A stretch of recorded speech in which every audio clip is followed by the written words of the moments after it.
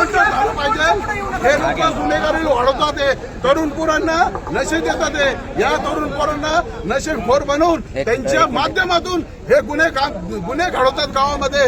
ह्यांच्याकडे एवढे गाड्या येतात कुठून, ह्यांच्याकडून एवढा पैसा येतो कुठून, या पैशाचा दुरुपयोग करतात। यांच्याकडे कोटी कोटी रुपयाची गाडी आहे। हे तर काही, मी 50 वर्ष आले श्रीरामपुरात व्यवसाय करतो, माझ्याकडे 10 लाखाची गाडी आहे, याच्याकडे कोटी रुपयाची गाडी कुठून आली? कोणते कष्ट करतात हे?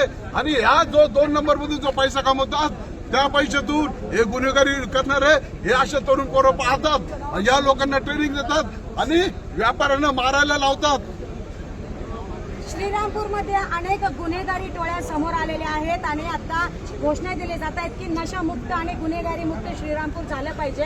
काल सागर बेग यांनी एक प्रेस घेतलेली आहे आणि त्यांनी त्यांची भूमिका मांडली। त्यात त्यांनी म्हटले की आकाशच्या वडिलांनी फिर्यादीमध्ये असा कुठलाही उल्लेख केलेला नाहीये। ज्यावेळेस फिरायला गेली त्यावेळेस मला ही सगळी घटना माहित नव्हती, पण हे जसे 2 दिवस गेले ही सगळी घटना मला कळाली, कसं झालं काय झालं। त्याच्यामुळे मी बाकी हा खुलासा करत आहे। मी त्याचं नाव घेतो ना, हे बेग कुटुंबानी जे कुटुंबानी यांचा तो साला आहे, जे साला आहे तो, त्याच्या 2 बहिणी त्याच्या बाळा काय ठेवलेल्या, याच्यापेक्षा जास्त काय पुरावा पाहिजे तुम्हाला?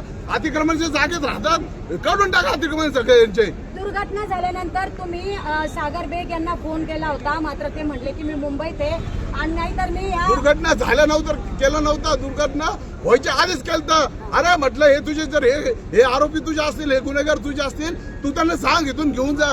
कारण माझ्या एका वेटरने मला सांगितलं होतं की हे जे लोक आलेले हे बेग गँगचे म्हणे, ते सुद्धा त्यांना इथं हे हॉटेलमध्ये यायला घाबरत होतं, त्यांना आतमध्ये येऊन द्यायला। या घटनेची